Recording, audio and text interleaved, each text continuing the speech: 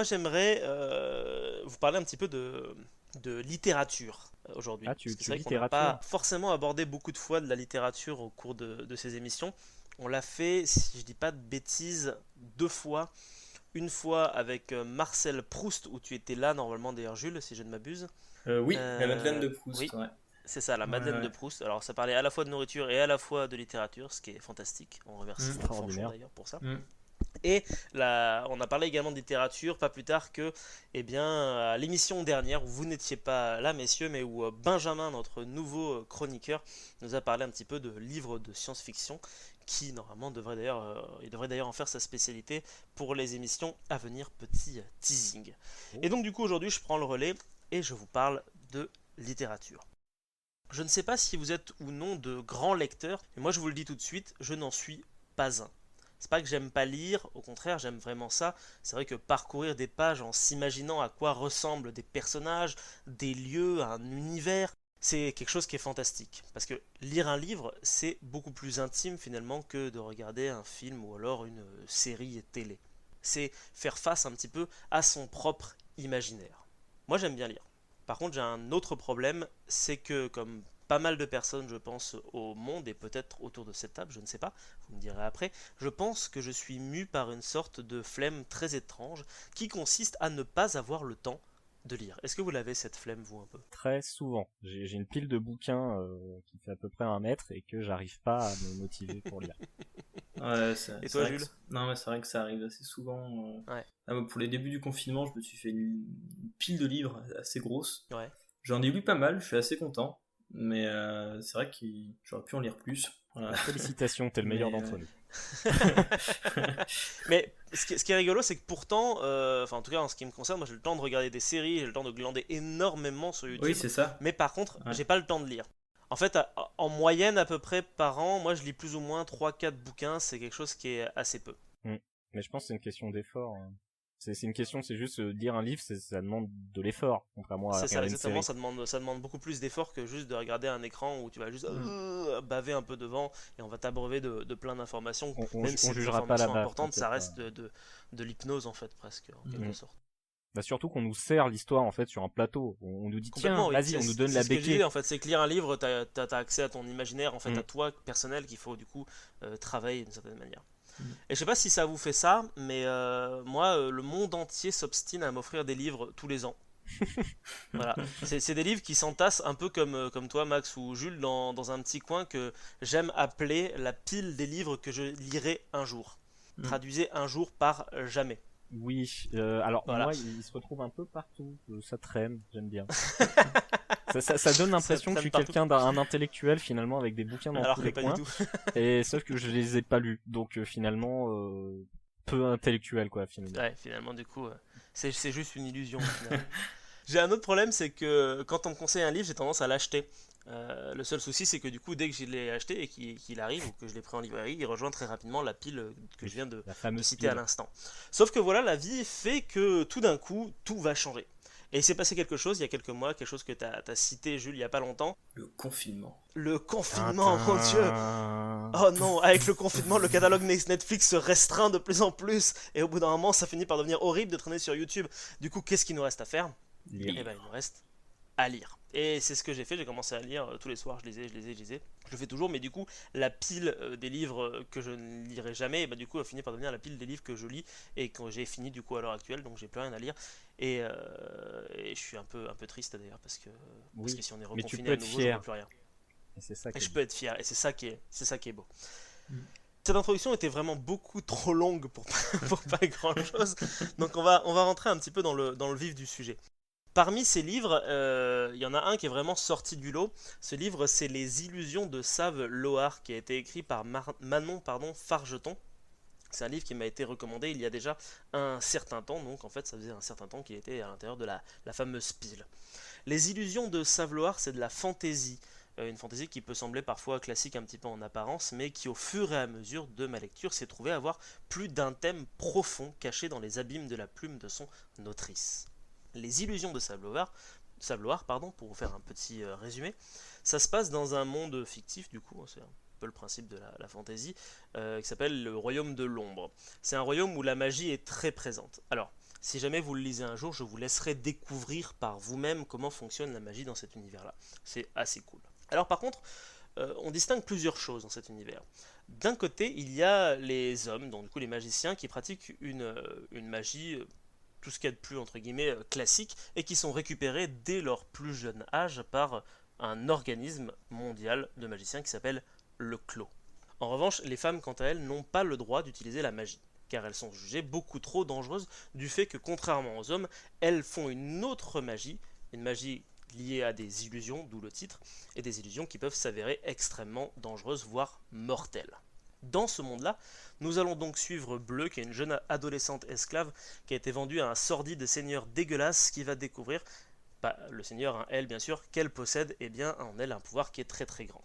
Aidée d'autres esclaves, elle va alors chercher à s'évader et à rejoindre la mythique ville de Save-Loar, qui est un refuge légendaire pour toutes les magiciennes. Voilà un petit peu pour le résumé. Est-ce que ça vous a donné envie comme ça avant qu'on entre carrément. dans le détail? Un petit peu. Ça me rappelle un peu la roue du temps, mais à l'inverse. D'accord. Parce que dans la roue du temps, par exemple, c'est les hommes qui sont pas censés utiliser la magie. D'accord, ok. Parce qu'en fait, ils puisent la magie dans un espèce de grand réceptacle à magie un peu éthéré, quoi. Et chez les hommes, c'est souillé. Et du coup, en fait, plus ils purgent de la magie, plus ils deviennent des connards. Ah, c'est intéressant parce que tu vas voir que c'est un peu le... Ouais. C'est pour ça que ça m'a rappelé principe, un peu. tu vas voir. Ça m'a rappelé un peu ça, donc c'est pour ça que j'en parle. Donc du coup, là, le résumé que je vous ai donné, il est assez sympa. Par contre, il y a un côté très classique, comme tu as dit, effectivement, c'est un truc qui a déjà été abordé dans la roue du temps, visiblement. Sauf que Les Illusions de Save-Loar, c'est un livre qui parle de féminisme, de patriarcat, et même, allons plus loin, soyons fous, qui parle un peu de féminicide. Joie. Et oui, parce que je vous ai caché exprès une donnée. En fait, dans cet univers-là, pour éviter que les femmes ne deviennent des magiciennes, en tout cas celles qui ont notre potentiel, qu'est-ce qui est le plus simple? Eh bien, c'est très simple. Les magiciens du Clos ont organisé méthodiquement l'éradication totale de toutes les magiciennes et de toutes celles en devenir. Les jeunes filles sont donc au choix éliminées, si jamais c'est trop tard, ou alors simplement trépanées pour ne pas qu'elles aient tout simplement leur pouvoir. C'est assez dégueulasse. C'est joyeux tout ça. Simplement trépané. Oui, simplement, finalement, c'est pas... Oui, au final, pourquoi s'embêter? C'est un dimanche, quoi. Il y a vraiment un truc qui c'est relativement... c'est complètement dégueulasse, quoi, en fait. Et en fait, les hommes, visiblement, les hommes magiciens, on va les appeler les magiciens, pour faire plus simple, ont vraiment très très peur, en fait, de ces magiciennes. Pourquoi? Eh bien, à cause du pouvoir d'illusion qui n'appartient qu'aux femmes. En effet, ces dernières, quand elles sont enceintes, elles vont utiliser l'énergie vitale de leur enfant pour acquérir plus de puissance et donc créer cette magie d'illusion. Et au final, quoi de plus effrayant pour un homme qu'une femme disposant de son corps comme elle l'entend, même si elle finit par sacrifier au final son propre enfant. Ça fait réfléchir. Ça fait réfléchir, oulala. Alors présenté comme ça, je vous l'accorde, ça peut vous donner l'impression que le message est présenté à coups de gros sabots. Mais Manon Fargeton est une écrivaine beaucoup plus subtile que mes chroniques. Et puis parfois cela fait du bien d'utiliser de gros sabots, surtout lorsque le message a du mal à passer, même encore actuellement. D'autant plus que ça va plus loin que ça. C'est-à-dire que le livre n'est pas seulement les méchants hommes bouh à grou contre les gentilles femmes, il y a à peu près part égale de personnages féminins masculins. Parmi eux, on va trouver des hommes qui sont affiliés au système, qui vont chercher à le défendre, mais aussi d'autres qui savent au fond d'eux qui sont prisonniers du système autant que les femmes et qui vont chercher à le faire changer. Même chose du côté de Save-Loar et des magiciennes, il y a aussi bien des femmes prêtes à commettre à leur tour un masculinicide, je mets des guillemets parce que ce mot n'existe pas je pense, en tuant tous les magiciens. Et il y a également des magiciennes qui vont voir les hommes comme de potentiels alliés dans un combat contre cette société injuste. Donc au final, ça reflète bien un petit peu ce qui se passe d'une certaine manière un peu dans notre société. C'est Internet le bouquin, quoi. Moi, ce que je vous propose, c'est de vous lire un petit extrait, si ça vous va. Ouais, grave. Comme je suis un homme, j'ai choisi un passage qui m'a semblé plus pertinent puisqu'il parle de mon genre et de notre genre à tous, puisqu'au final, cette chronique sera lue en présence de 2 autres hommes. Ouais, d'ailleurs, la parité est pas très respectée dans ton Alors ouais, je sais, la parité est pas respectée, mais c'est pas ma faute, c'est parce que aucune personne féminine ne veut venir dans mon émission, à l'exception de Lila. Merci à elle, et Fanchon de temps en temps aussi. Et merci ça, c'est parce que tu la payes pas assez, qu'est-ce que tu veux que je te dise? Mais je paye personne. Ah merde! Eh oui, désolé Max.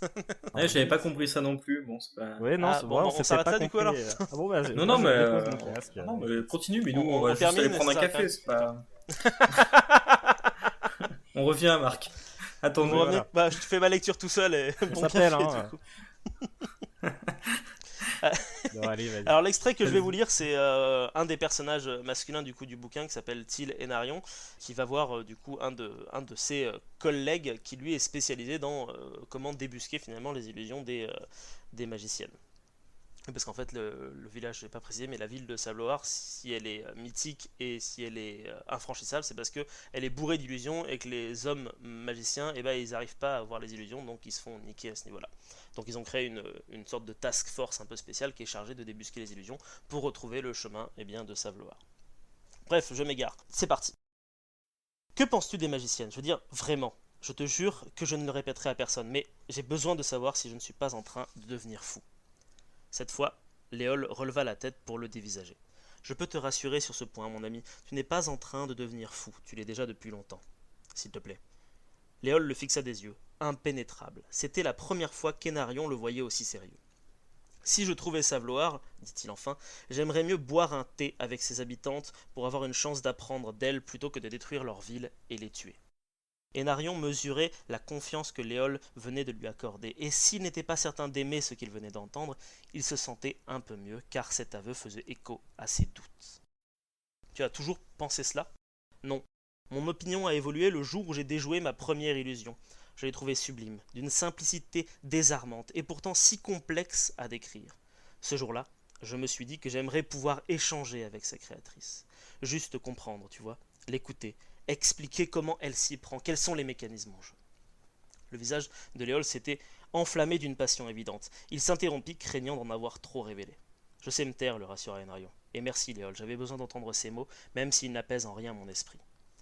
Enarion songea à cette nuit dans la forêt des songes, durant laquelle les illusions lui étaient devenues familières. Il s'était mis à les franchir avec une évidence confondante que Léol lui-même enviait, parvenant à semer sur leur propre terrain les magiciennes à ses trousses. Il ne s'expliquait toujours pas ce changement. Qu'est-ce qui te dérange, Enarion? Je voudrais. J'ai accordé toute ma vie, ma confiance au clos. J'ai tué pour les miens sans une once de doute, mais aujourd'hui... Tu doutes? J'ai besoin d'être sûr que cette confiance est méritée. Non, corrigea-t-il aussitôt. J'ai besoin d'être sûr qu'elle ne l'est pas, en vérité. Voilà. Top. Du coup, ce café, il était bon?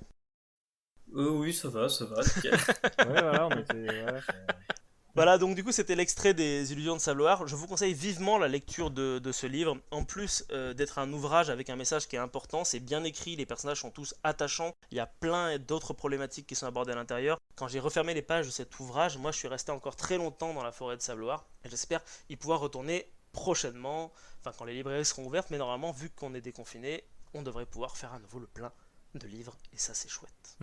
C'est vrai que c'est chouette. Tout à fait chouette, en effet. Sauf qu'il faut les lire. Les Illusions de Sabloar, ça a vraiment été, parmi tous les bouquins que j'ai lus, je pense, depuis 2 mois, c'est clairement le meilleur en fait que j'ai lu. Même d'ailleurs après avoir lu celui-là, j'ai lu d'autres livres derrière, et il y a vraiment quelque chose de genre où tu vas me dire, putain, mais ces autres livres que je citerai pas non plus parce que je suis pas là pour défoncer des œuvres, je me disais, bah en fait c'est pas intéressant quoi, c'est pas, y a pas, l'univers est pas aussi, on rentre pas aussi facilement dans l'univers, et on se perd pas à l'intérieur quoi. Et je pense qu'au fond, c'est ça que j'aime dans la littérature, c'est quand tu rentres dans un bouquin, t'es tellement dedans que quand tu sors, bah, t'es encore dedans et t'as envie de rester dedans. Et quand un livre fait ça, je veux dire, c'est facile de faire ça avec un film en fait, parce que comme on l'a dit tout à l'heure, on s'abreuve d'images et on les a non-stop. C'est moins facile de réussir à, juste avec des mots, à faire en sorte qu'une personne reste plongée à l'intérieur d'un univers. Et ça, les Illusions de Sabloar y arrivent parfaitement bien. Donc c'est pour ça. Moi, je sais que ça m'avait fait ça avec surtout les bouquins de Dan Simmons, de Ilium, Olympus, ouais, et Hyperion, tout ça. Hyperion, tout ça. Vraiment, en fait, c'est même pas ça, c'est qu'en fait, c'est juste tellement dans son univers et tellement qu'il comprend pas forcément tout. Mais, je sais pas, t'as l'impression d'univers entier et d'ambiance tellement spécifique, tellement spéciale que finalement tu en ressors et tu fais waouh, tu vois. Un peu ce wow de Keanu Reeves dans Matrix, tu vois. Waouh. Voilà, c'est ça un petit peu. Si cette chronique vous a plu, n'hésitez pas à aller écouter l'épisode dans son entièreté sur toutes les plateformes de podcast existantes. Le lien est dans la description. N'hésitez pas aussi à mettre un petit pouce bleu et à vous abonner à la chaîne pour ne rien louper. Vous pouvez aussi vous abonner sur notre petit Facebook pour pouvoir nous suivre. Puis si le cœur vous en dit, n'hésitez pas à vous balader un petit peu partout sur la chaîne parce que figurez-vous que vous y trouverez des tas de choses diverses et variées. Puisque vous l'avez compris, ici en fait, on parle de tout, mais on parle surtout de rien.